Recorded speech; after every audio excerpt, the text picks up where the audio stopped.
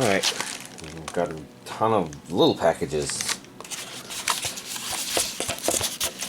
Trying to decide how I want to try to open this.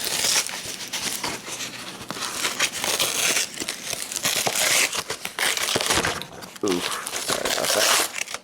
This one is a Hentai. And I accidentally missed it. Let's see, we've got a receipt behind it, I can feel it. Pure-Herted girl, etc. And of course I have to check it carefully off camera. And I'm not going to actually open it. Their minds are pure, but their desires are raging fires.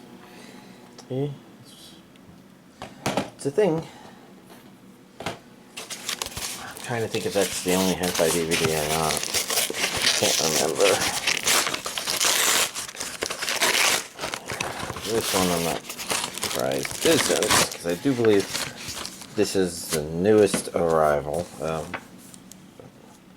Just before we look at that in detail, we put that aside. Start looking through. Oh, yeah. It's funny. One of the non-hentai DVDs is more provocative than the hentai DVD. I was just thinking of To Love Ru there, some pretty provocative. Let's see, I think if I get that started, then I can there.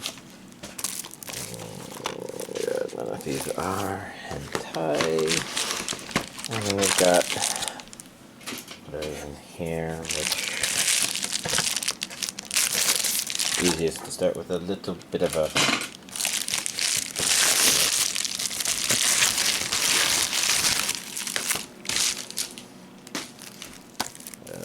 oh yeah, on my Buddha. On Blu-ray. So it's been released on DVD in the past, but here's the Blu-ray release. Let's get into it. This plastic is, of course, existing. Coming off. So this is a Nozomi release, so I'm trying to see all this stuff down here. That's a region A there. I can't even read that text. I would assume it's as dubbed as whatever was released before.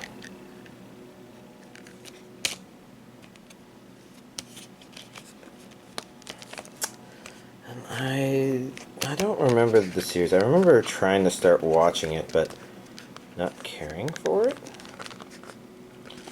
But I don't remember why, so, you know, could be that it just wasn't my type of thing.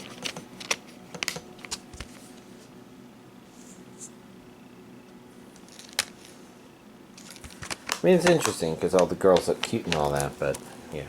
Aragne Blu-ray. Assuming that I'm pronouncing that right. That wasn't a claw hand. Bug?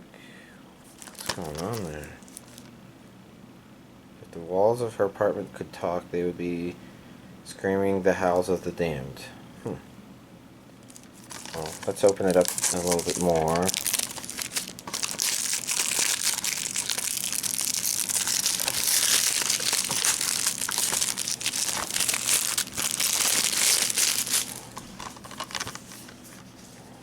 Slightly reduce the shininess so I can see the region A there. Looks like Japanese with English subtitles only.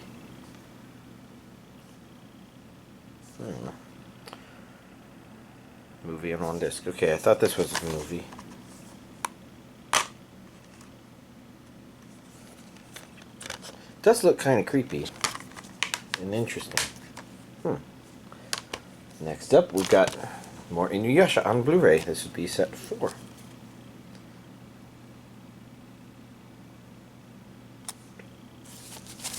Some of these names and faces. Well, maybe just faces and persons. Became familiar. Oh, and I guess, you know, there's the region A there. This isn't, and if this isn't dubbed, that would be a mistake, so I'm just assuming it is dubbed, since this is a Blu-ray release of InuYasha. And the fourth one at that. Don't remember what the discs look like. Interesting patterns.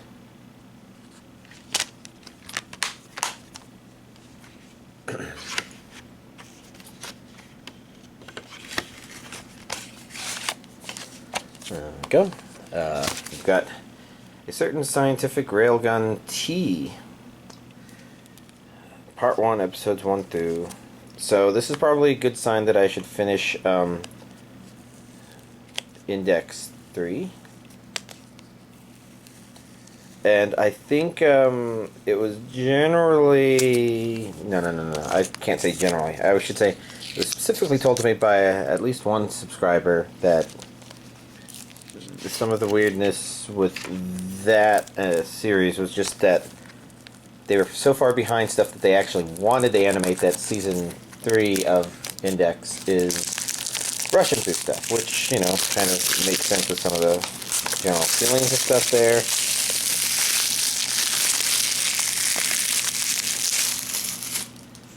And I do remember it made for some of it not being very sensical. Let's see, we've got Regent A and B, an English dub. Misaka and Judgment are back. Third season to your Railgun collection. And Railgun is generally been my favorite of the Raildex stuff. And I would guess that that's actually pretty common. And we've got Blu-rays 1 and 2 and DVDs 1 and 2. Electricity. I'm trying to remember, because this is kind of sports festival gear, if maybe they were doing some sort of sports festival thing in Index. Because, oh my god, this piece of paper does not want to go back in there. And it's because of the bottom part here. It's being unbelievably stubborn. Well, there we go. But anyways, I'm definitely interested, but I should definitely make sure I'm caught up on stuff that I want to be. Next up, we've got Fairy Tail Final Season, Volume 26. So one of the interesting things about this release is that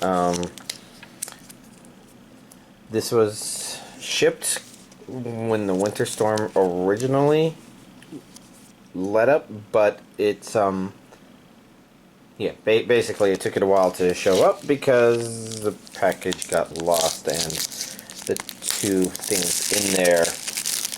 I talked to Amazon, they're like, yeah, we'll resend them, and that works for me. You know, I'm not like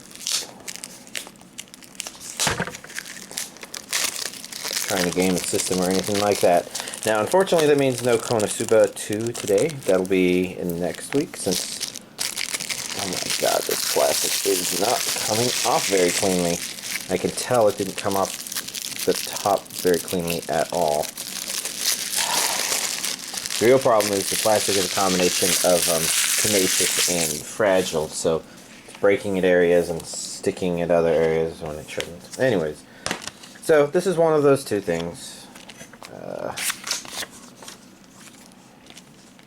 So I guess we've got some postcards here. Let's go ahead and take a peek at them. And since main guy is there, I almost wonder if... No? I was going to say the other dragon thing was going to be there, but it wasn't. So let's get this disc in there and let's stabilize the insides of this. Oh my god. This is being really annoying. Doesn't even... Fuck you. Nothing is staying in any of its slots. Disc 5152. 5152. I don't know what all is left in Fairy Tail. So I don't know if there's any more releases after this or not.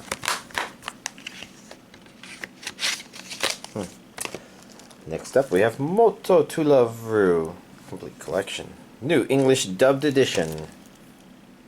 I'm just taking a look at the back because, you know, it's, this is the complete second season with all new English dub.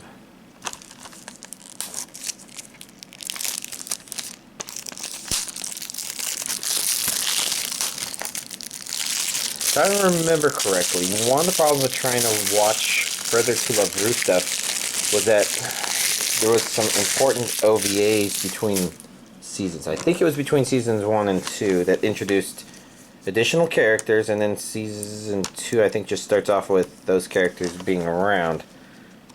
I can feel there's some stupid plastic right there. Ugh. And loose discs. Today is definitely an annoying collection update just because of all the loose discs and plastic. Great, it's there, but I don't know. Last but not least is Puppet Princess, which is, I believe, an older show. It's been around, I say older,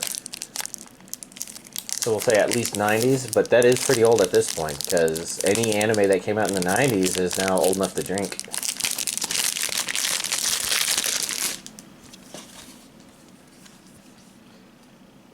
I see an A there. English, Japanese. Is that audio? That should be audio.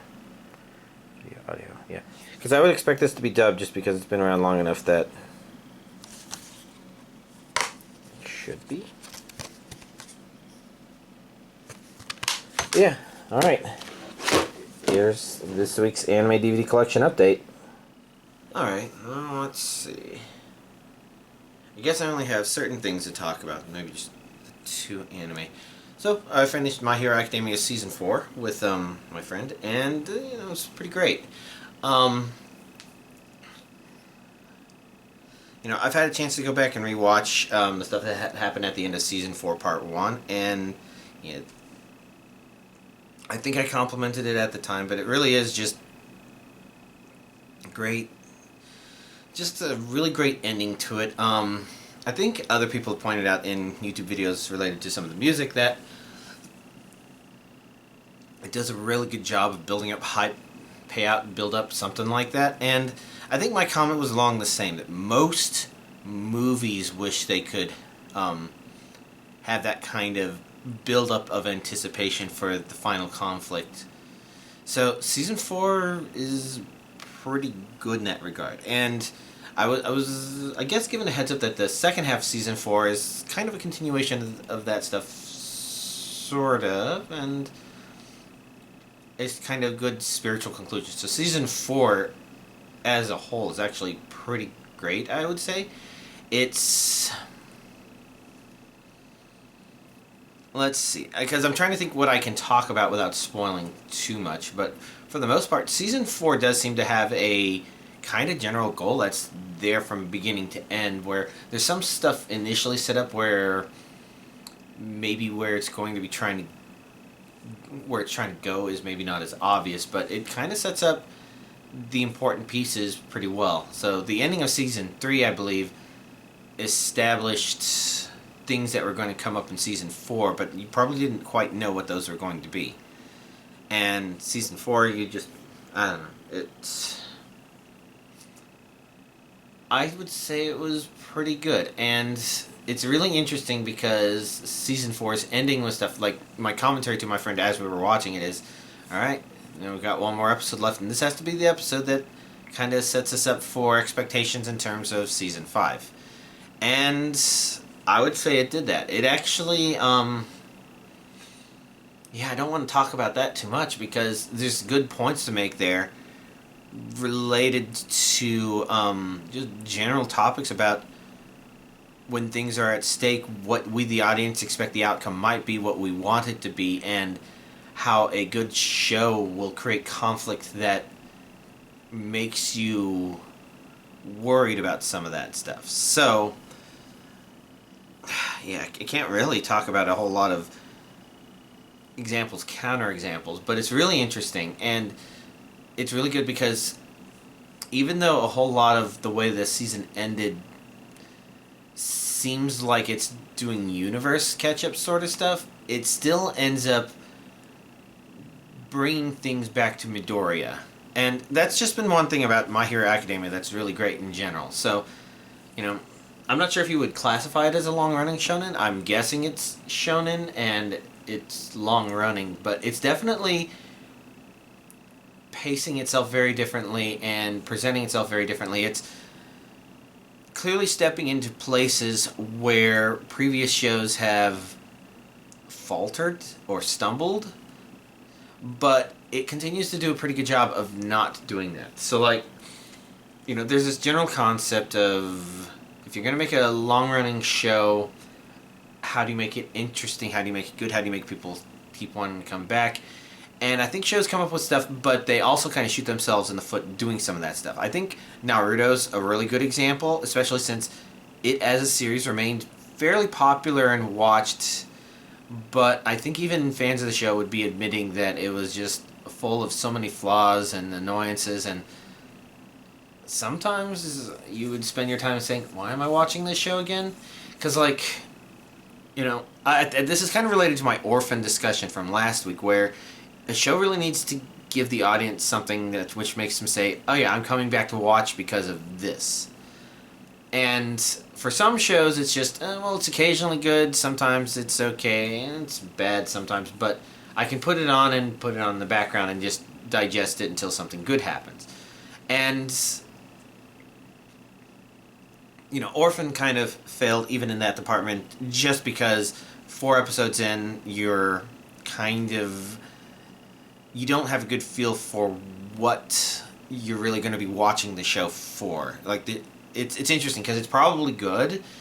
It's just, in 4 episodes to have done that is usually not a good step. So, you know, if you take Naruto as an example, Naruto, so some people talk about things about promises shows make, and generally when you have a show that's given the name of a character, then you're going to want to watch the show because that character is, you know, being in the title of the show tells you, okay, you should be interested in watching this show because of the main character. And Naruto actually does a really good job of that in the very first episode. You know, it kind of establishes he's a character, okay, he's got his flaws and he's kind of an annoying little shit, but some of that is just his upbringing or lack thereof and his attitude, and him rising above that, and even though nobody thinks that he'll do anything all that notable, rising above that. And, you know, that's what the first episode of Naruto does, and you can say, okay, yeah, I'm kind of interested, and they build up some interesting world stuff, but some of the real problems with Naruto, and a lot of this is of course caused by the fact that the first Naruto series has a shit ton of filler, but I think it kind of even feels like, even when there's major story arcs happening in like Naruto Shippuden, that our main character Naruto is being sidelined. And at the same time, the show also kind of introduces this idea of, you know, war begets hate, hate begets more war. How do you break the cycle of hatred and the cycle of fighting and war and stuff? And it's a similar problem to Eden of the East. So Eden of the East, the characters were given phones with a lot of money with the idea of they can use this really powerful system to spend the money efficiently, and potentially they're supposed to do something that just changes the world and makes it a better place. Both of these problems are problems that exist in the real world, and unfortunately, they don't really have easy answers. Even the ideas of, like, even if you have the idea of, oh yeah, starvation, world hunger, oh, that's easy to solve. You just give everybody food, right? Right? Well, it turns out that's not very simple, because not only do you have distribution problems, especially when you're like going to a war-torn country in Africa where warlords manage to intercept all incoming goods, so you can't feed the people who aren't warlords that you were maybe wanting to feed. Or maybe there's people starving in like a country like North Korea, maybe. Is it North Korea? Yeah. And You know, it's just kind of hard. There's power structures in place that prevent food from getting there. And at the same time, there's also the problem where if you just drop food into places, you actually can make them much worse off, where because they are poor and have such a high amount of starving population, their only real produce for the people who do manage to eke out a living is farming. And so if you drop food in there, you destroy their local economy, which causes more people to need food, and, you know, other problems related to people going into that situation. So, like, problems like that are not easy to solve. You say homeless, oh, let's just treat all the homeless people who have psychiatric problems. But the problem is not everybody's homeless because they have psychiatric problems. Sometimes they have financial hiccups and they're temporarily homeless, but some people actually choose that lifestyle. You know, there's a bunch of different reasons people are homeless, a bunch of different reasons people are hungry. And then when it comes to hatred, cycle of hatred sort of stuff, it's difficult because you can get 99 people to agree that, okay, yeah, we should make everything a better place, but that 1% means that nobody can really truly do that because they have to be prepared for the unpredictable. And Naruto kind of shows some of that stuff, but the problem is, you know, that's a problem put forth as, well, are our main characters and cast going to address that? Or are they going to handle it? Is the anime going to say anything smart? And the problem is, it's hard to, so the show kind of very deliberately ignores that, even though that's kind of a central theme. So a lot of Naruto is kind of hard to watch because you have a main character that the show decides it doesn't want to explore too much, even from a storytelling perspective, because, well, for Naruto, a lot of that was also filler, but it's also like we got important world-building things to do, and a lot of it kind of feels like, you know, Naruto built up a lot of interesting characters, but it was more about all the other interesting characters for a lot of time. Even sometimes when it wasn't doing filler stuff, when it was doing stuff. And this is why I think there was a complete change in opinion of the show when the Pain arc hit, because the Pain arc manages to actually address both of those and bring them to full relevance to us, where we're like, okay, this is why we're watching a show called Naruto. Oh, and this cycle of hatred thing, it's actually addressing it, and it's not like it says it has answers or anything like that, but it kind of handles it in a way where you're like, I agree with what it's doing. This is good stuff. That's I think the most mature the show ever was. I'm not sure if it like was immature after that or anything. Maybe it's just less mature, but you know, it's one of those things where it took a long time for Naruto to feel like, okay, this is relevant to the themes, the characters, etc.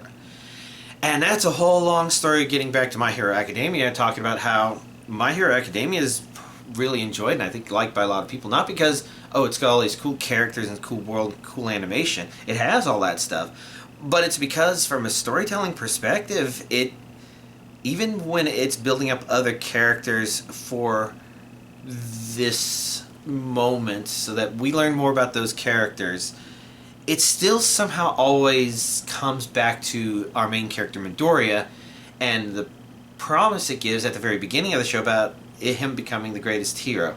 And, like, even where we are here at the end of Season 4, we're like, okay, it's hard to see how he becomes the greatest hero. Mostly because, you know, it still does a good job of making sure other heroes are seen as great, but it really does feel like as it goes that, you know, you do have this sense of moving forward.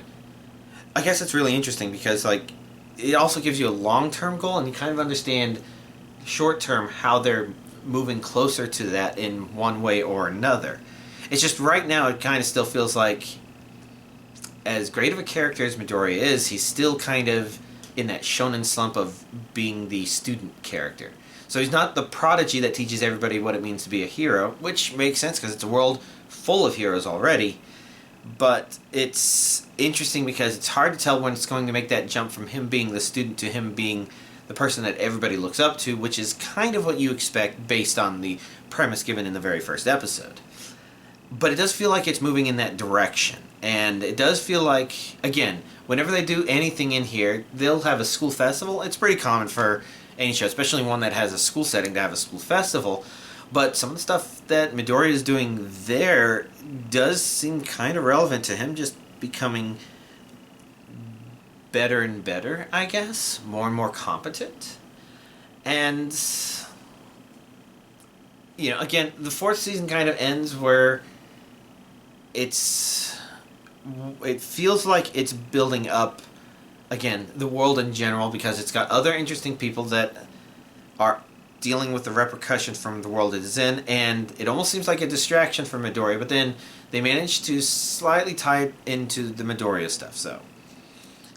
I know, that was a very long topic about why My Hero Academia is great, and you know, this doesn't mean it's for everybody, but it does mean you watch it, you have an idea of where the characters are going, the story doesn't seem to forget that. It's really great and refreshing.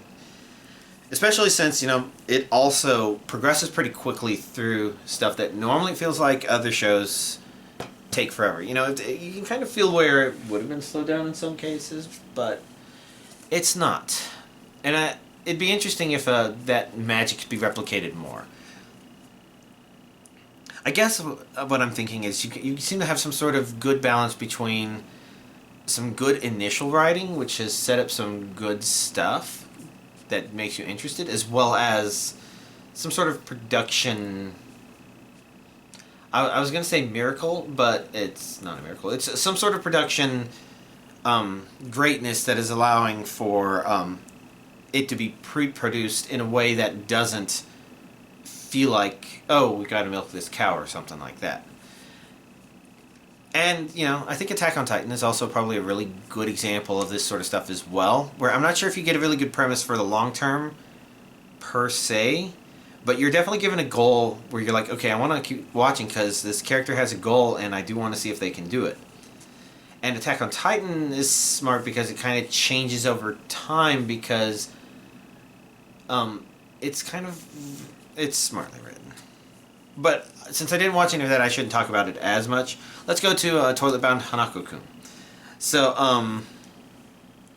I guess I decided I wanted to watch some of this, mostly because after the ending of My Hero Academia Season 4, and going back and rewatching episodes there, and some of the intensities of that, and rewatching some of Ascendance of a Bookworm, I kind of felt like I wanted something that was a little more slice of lifey, I guess, calm, but still interesting. And that would be why I didn't watch any more No Gun's Life. So that's not, as you can see, it's still on the top of the pile here. Orphan is as well, but we'll see if I go into that or not. But I ended up being curious about this one because this one looks a little slice of lifey, simpler, kind of digestible, and I found that it's pretty good. So it's interesting comparing this to Orphan. Again, a lot of stuff is getting compared to that because, you know, it was interesting just how much it did wrong, even though it's probably not a bad show. And this one is a good example because one of the problems with the beginning of this show is it doesn't really give you long-term goals for the characters to be striving towards, I guess. It kind of sets up a situation, and it's an interesting, amusing situation, but you could stop early on in the series and say, well, I kind of really like what's going on, but I don't know what the characters really have to be aiming towards, and so I don't know if I feel like there's a story that's going to be unfolding here. And, you know, not everything has to be a story, and that's kind of the example where this does have some story-like elements. No, it really does have a story that kind of builds up, but unlike Orphan, which kind of recycled a main story and then left you with characters where you're like, okay, well, all these characters are going to come together, but this is already 4 episodes in. I don't know if I care about what they do. I don't know what they're even going to be doing immediately after this. So, this one, you kind of do get a good feel for the characters that are going to be interacting. Within the first 3 episodes, they're all 3 of these characters are there interacting, and you're like, okay, well, if you like the dynamic, then maybe you can fire up the next episode and see what's going to happen. It's not as big of a mystery and not as big of a leap to go into it. And overall, I've been finding it's entertaining. I do believe this is another shoujo anime, So I think Ascendance of a Bookworm is. And the problem is I can't tell from the content whether or not that one was supposed to be, but I can say that based on the presentation of Ascendance of a Bookworm, I would believe that one's supposed to be shoujo. I'm completely blanking on whether or not I'm even using the right words right now. But usually you look for certain kinds of things, like in one episode when two adult male characters are talking to each other related to stuff about mine. You know, there's this internal dialogue going on about it, which kind of gives you the impression that, you know, she's seeing them fighting for her. Maybe not necessarily from an attraction perspective, but she's kind of cheering on them from that perspective. And that's definitely a very shoujo thing where it's like, yeah. I can't think of the right words to come to mind to talk about it. But, you know, you have little things like that. The way the internal dialogue is structured, the way it kind of introduces relationship elements at certain moments a little early, and it's good. This one is, it actually literally begins with a girl who's like, oh, well, I want to make a wish to get the hot guy to fall in love with me, and something like that. And so some of the interesting things is, I mentioned that there's already a lot of existing stories about the toilet ghost, or bathroom ghost, or whatever. And Hanako, I do believe, is the name, but usually it's like a Hanako-chan, unless you get some shows that go really weird. But this one, you know, decided to go, I guess, a little less really weird and more just a little strange. So it's like, I think they chose a similar era style of school uniform, but they made Hanako-kun a guy. You know, it's actually there in the title, Hanako-kun, which is a honorific referring to male characters, if I remember correctly. And, you know, it kind of immediately addresses, oh, yeah, doesn't, these stereotypical descriptions of the toilet ghost don't necessarily apply to them. And I guess I have other thoughts related to that just occurred to me having said all this stuff right now, but I don't know if that's spoiler or not, so I'm not going to talk about that. But the point is, you know, it's definitely built on top of that stuff and the idea of stereotypical school legends, I guess, which are usually horror stories. Things like the mannequin that runs in the hallway at night, or things like that. If you've seen other anime horror stories, chances are you've seen at least some intersection with some of those ideas, especially any that took place anywhere near a school. And that's just because, you know, that's the way the legends and rumor stuff work. Now, it's interesting that this show kind of sets up rules that are very similar and reminiscent to the Bakemonogatari stuff. So Hanako-kun prefers to refer to himself as an apparition, and there's definitely going to be some translation interestingness there, but the show is definitely making a very a distinction between apparition, ghost, and yokai. Like, in dub, it's at least mentioning all three of those as concepts, and I don't know what the Japanese words for all of those would specifically be, but the general idea would be that, I don't know, it seems similar to Bakemonogatari in terms of apparitions not really existing because they exist. So, like, for me and you, whatever, we kind of exist under the rules of I think, therefore I am. In other words, the process of thinking is how you know that you really exist. And I don't actually know that any of y'all exist, because this could all just be a simulation. I'm just a brain in a jar. And really, we're all, the world's populated with green alien things or something like that. Or maybe even the rules of physics as I understand them don't really exist, because the simulation gives me an impression that they exist in or that they function in a different way. You know, you have things like that, and for the most part, you know you exist because you are thinking about whether or not you're existing. And for the most part, we don't have any reason to not believe our senses, so y'all would believe that I exist just because y'all are watching this YouTube video, and you haven't seen anything that indicates that YouTube videos are a part of a massive simulation that you're in. And so, the idea is, you and I, the premise is we are solidified in reality, whereas apparitions don't necessarily seem to be. They certainly seem to be presented in anime like this and Bakemonogatari as being self-aware entities, and so for all intents and purposes we have to treat them like that, but it does also kind of establish that the general concepts of apparitions seems to be affected by human perception, and especially in terms of what they should be. Which in Bakemonogatari's case I think is kind of interesting, just because even though we can at a distance call Shinobu a vampire, the truth of the matter is that Kishat is probably a vampire, but Shinobu might not be. She may be a different kind of vampire-like apparition. But it's interesting because, you know, it kind of implies that she only continues to exist because Araragi acknowledges her existence, I guess? Or they imply something sort of like that. And it seems to me that she seems perfectly healthy in her state. So even though we would consider her to be in a weakened state from the perspective of Kishat, she seems more like a different kind of entity.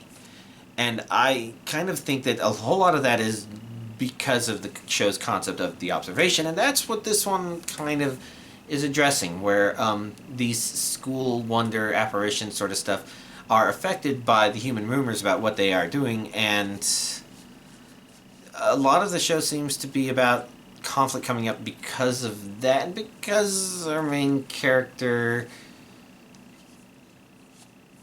is hoping for love, but she's kind of hopeless in ways. And I don't think hopeless means that she can't find it. I do mean hopeless more in terms of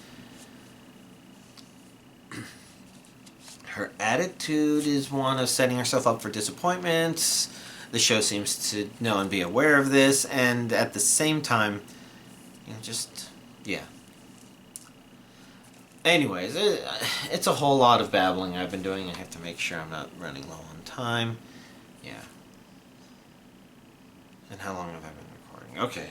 Yeah, so for the most part, you know, I've been enjoying it. I might watch more episodes. I might not, you know. I'm especially whimsical these days about what I do or do not do. But, you know, for the most part, enjoying those. Stuff that arrived today, it's definitely some curiosities, although with Railgun T showing up again, that I need to prioritize Index 3.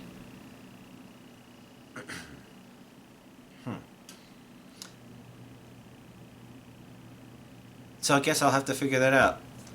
Nothing else to really talk about, so y'all have a nice week.